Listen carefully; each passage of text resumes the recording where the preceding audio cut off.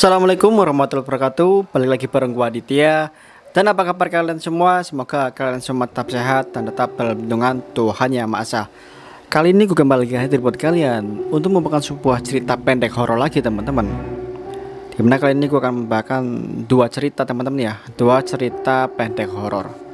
Dan buat kalian yang baru pertama kali yang menemukan channel ini, silahkan klik tombol subscribe di bawah teman-teman. Jangan lupa juga nyalakan loncengnya agar kalian tidak ketinggalan ketika channel ini upload video baru.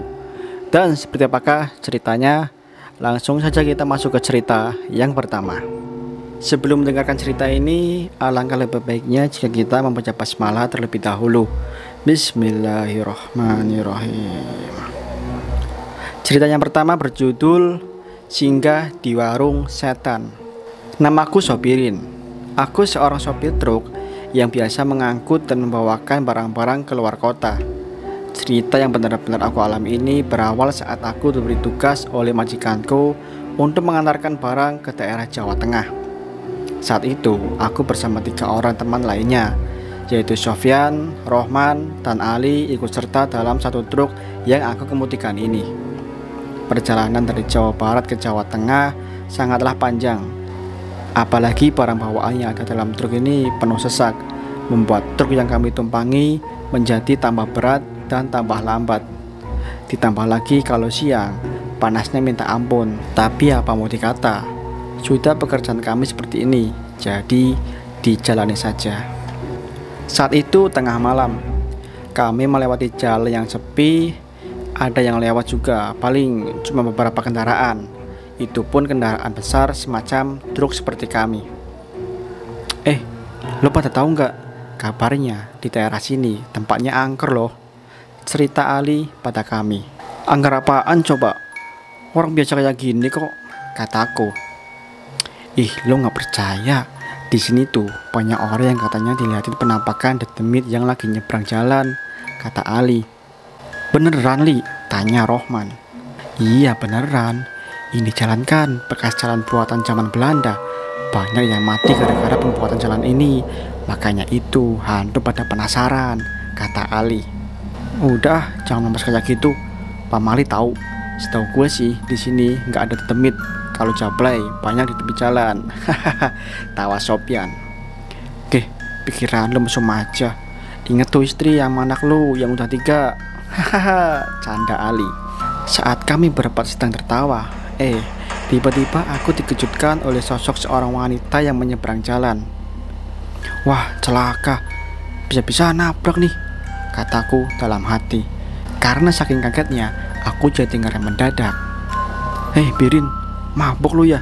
Kalau ngerem pelan-pelan dong, kejetok nih gua, kata Rohman. Sorry. Kayaknya gua tadi nabrak sesuatu deh. Coba lu periksa man, perintahku pada Rohman. Tapi setelah kami selidiki ternyata tidak ada apa-apa. Wah, mabuk lurin, orang gak ada apa-apa juga, kata Rohman kesal. Sumpah man, tadi gue kayak lihat ada orang lewat, terus gue tabrak. Masa gak ada sih? Jawabku. Udahlah, mendingan jalan lagi, kata Sofyan. Kami pun sepakat untuk melanjutkan perjalanan. Belum sampai di jalan raya, tiba-tiba truk yang kami tumpangi mogok. Mogoknya tepat di depan sebuah warung kecil. Sambil memperbaiki truk, kami juga mampir ke warung itu untuk beristirahat sejenak. Perasaan di sini nggak ada warung. Kok sekarang ada ya? Apa warung baru mungkin ya? Tanya Ali. Alah, kebanyakan mikir. Yuklah istirahat dulu. Siapa tahu ada jablaynya, kan lumayan. Hahaha, kata Sofyan. Mereka pun menghampiri warung tersebut setelah selesai memperbaiki truk. Bu, bikin kopi hitam 4 bu, kataku. Ibu warung itu cuma mengangguk, kemudian pergi untuk membuatkan kami kopi hitam. Dan tanpa dikomando lagi, kami berempat melahap apa saja makanan yang ada di meja. Ada lontong, gorengan, kerupuk, dan jajanan lainnya. Setelah itu, kami minum kopi yang sudah disiapkan sambil menikmati sebatang rokok. Namun tiba-tiba, Man, lu nyium bau bangke nggak? Tanyaku pada Rohman. Iya nih, bau banget. Bau apaan ya?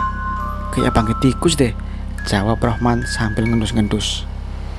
Lalu aku pun menanyakan pada ibu pemilik warung tersebut.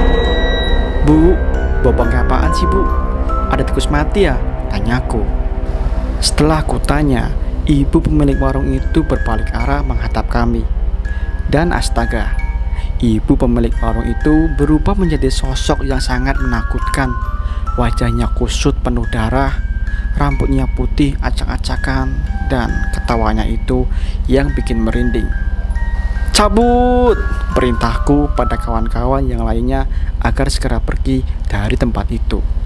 Ketika kami sampai di dalam truk, samar-samar kami memperhatikan kalau tempat itu berubah menjadi tempat pemakaman.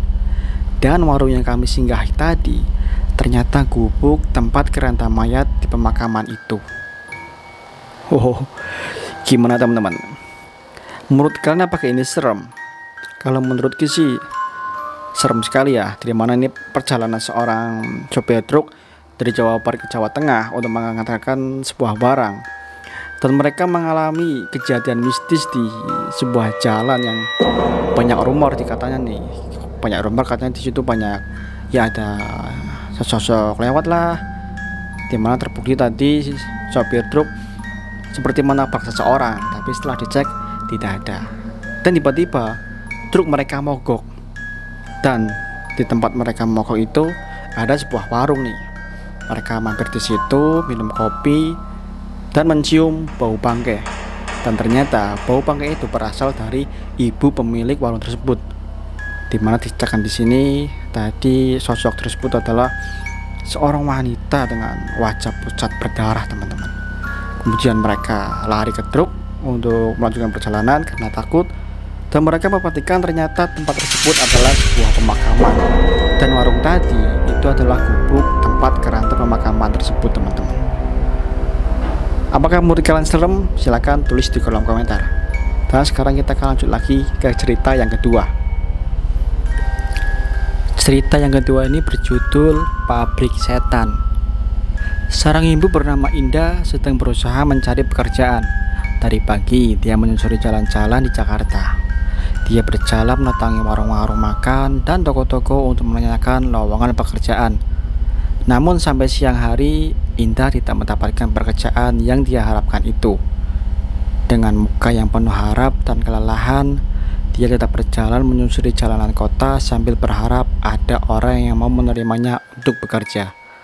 Indah sangat mengharapkan pekerjaan itu karena ingin membantu perekonomian keluarganya. Suaminya hanya bekerja sebagai guru honorer. Gajinya tidak cukup untuk biaya hidup keluarganya. Maghrib pun tiba. Dengan langkah gontai, Indah masih berjalan-jalan di daerah Cakung Kayu Tinggi. Tiba-tiba dia melihat seorang security yang sedang berjaga di depan sebuah pabrik. Sepertinya pabrik pembuatan kompor. Indah lalu menanyakan, apakah ada lowongan di pabrik tersebut. Security itu pun bilang ada, dan mulai besok Indah bisa mulai bekerja di sana.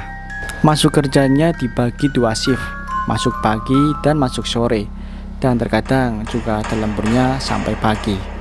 Demi mendengar omongan security itu, Indah merasa senang sekali, tanpa curiga karena nggak ada tes kerja atau bertemu pihak pemilik perusahaan dulu. Tanpa pikir panjang, Indah menerima pekerjaan itu. Indah pun pulang ke rumahnya dengan gembira. Sesampainya di rumah, dia bilang ke suaminya bahwa dia sudah mendapatkan pekerjaan dan besok sudah bisa mulai langsung kerja. Besoknya Indah bangun pagi, lalu mempersiapkan makanan buat kedua anak dan suaminya. Ia menyelesaikan semua rutinitas pekerjaan rumah seperti biasanya. Jam 5 sore Indah bersiap-siap untuk berangkat kerja. Indah berangkat sendiri naik Metro Mini 45. Sesampainya di tempat kerja, dia mendatangi security yang kemarin dan diantarkanlah Indah ke dalam sebuah gedung. Di sana banyak sekali pekerja-pekerja yang lain. Sambil berkenalan, Indah lalu bertanya kepada salah seorang pekerja di sana. Namun orang itu tidak menjawab. Dia hanya memperhatikan cara memasang sumbu kompor. Tanpa bicara lagi, Indah pun melakukan pekerjaan itu dengan tekun. Namun anehnya, semua orang yang ada di sana tidak berbicara. Mereka hanya fokus bekerja sambil sesekali mengangguk-anggukkan kepalanya. Indah berusaha menahan rasa kantuk dan capek karena baru beradaptasi dengan pekerjaannya ini. Dan tidak terasa sudah subuh. Indah pun bersiap untuk pulang. Dia bergegas keluar dari gedung dan berjalan menuju jalan raya. Karena Metro Mini sudah tidak beroperasi, akhirnya Indah pulang naik ojek. Besoknya Indah masuk pagi. Jam 9 dia berangkat dan diantar oleh suaminya. Sesampainya di tempat kerja, dia langsung bekerja memasang sumbu kompor, memindah-mindahkan kompor serta mengemasnya ke dalam sebuah kardus. Singkat cerita, maghrib pun tiba. Indah lalu beristirahat sambil menunggu sang suami menjemputnya. Sementara di depan, suaminya sedang menunggu Indah keluar dari pabrik. Karena sudah setengah jam Indah tidak kunjung keluar. Akhirnya sang suami bertanya pada seorang satpam yang kebetulan sedang bertugas dan tidak jauh dari lokasi. "Pak, kok istri saya belum keluar-keluar dari pabrik ya?